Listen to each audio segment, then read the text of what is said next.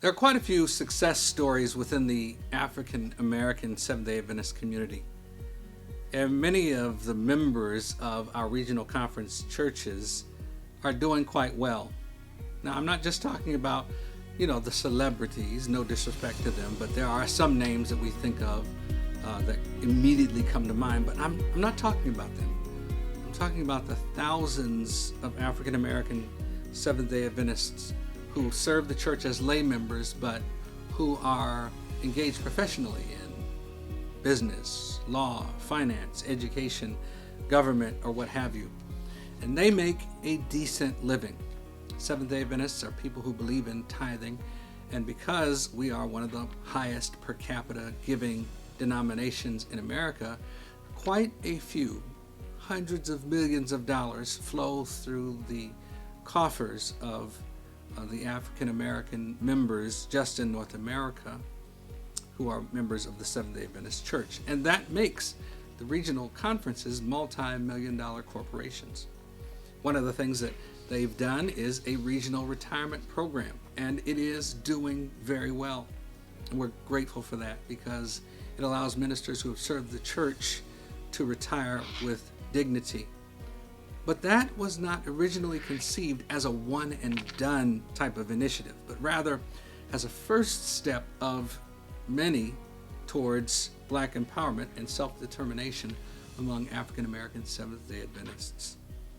And as I see bright young people in this season graduating and going on to pursue their professional careers, I think that perhaps it's time now.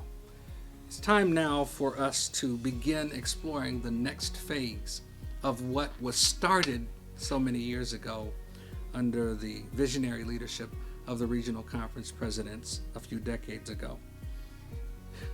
Our churches and our institutions are growing, and they need, with that growth, to build and expand facilities. When we do that, we often have to get loans, and those loans are most often secured through revolving funds that are managed by the various unions in which those regional conferences reside. But let's imagine if the regional conferences created credit union or credit unions, and as a first step began lending to ourselves. I'm talking about almost a Black Wall Street, but a Black Adventist Wall Street where the dollars are turning around in our community. Instead of securing loans from others, administered by others, but that we would loan money to ourselves. And who knows what could follow from such a financial institution. As the formulas for credit worthiness in America continue to remain a mystery, why some seem to get credit so easily while others are systematically and overwhelmingly denied, what if our members were able to secure mortgages and loans from our own financial institutions? What if we intentionally sought to redirect or to rechannel the millions of dollars that flow through our conferences in ways that positively impact the lives of African Americans? As younger generations seek to use the resources they have to positively impact causes they care about, how might a focus on empowerment within the Black community positively impact our witness and our influence? Regional conferences were founded to better target African Americans. I've recently heard the statistic that 91% of the Blacks in America were born in America. 91% of the Blacks in America were born in America. And let me put that statistic up beside the fact that the Seventh-day Adventist Church is one of the fastest growing denominations in America. But as we dig deeper into that particular data, we discover that much of the growth within the Seventh-day Adventist Church is among immigrants from South America, Africa, and the Caribbean. In other words, we're reaching Blacks, but we're not necessarily doing the best job of reaching the Blacks we were founded to reach. I know. Immediately somebody wants to say, we're trying to reach everybody. Yes, we are. But let's be clear that the state conferences reach everybody. And the question is, if we don't do a better job of reaching that 91% who were born in America, if regional conferences don't take seriously their raison d'etre, their reason for being, the reason they were founded, if they don't take that seriously, who is going to reach the African American born in the States? To borrow a phrase from Dr. Calvin Rock, he wrote years ago in a book called Perspectives, that the regional conferences are necessary structural accommodations. And if we don't take seriously our call to reach our own people, who's going to do it?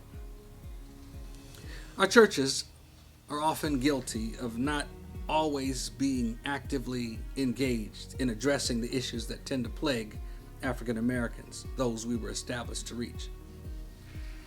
But let me remind you that those who founded regional conferences were intentional about that. J.G. Dason was not even an African American. He was born in Antigua.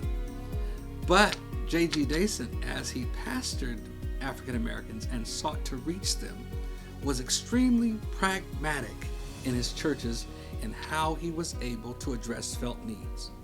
J.H. Wagner went on to found the school that's called Pine Forge Academy that still operates today to educate African Americans. W.W. Fordham, one of the founders of regional conferences and went on to be the president of two more, was extremely practical and pragmatic in his attempt to reach African Americans. He established outreach ministries that provided housing for people who were down on their luck even after he was retired. In fact, I was blown away when I learned that he opened up a world of possibility for people who couldn't read by doing things like teaching literacy, by teaching them from the Bible on Sabbath mornings. What I'm here today to remind us is that the regional conferences were founded to reach African Americans. And if we don't take seriously that call, who's going to reach the 91% of blacks that were born in America? Let's reconnect with our roots.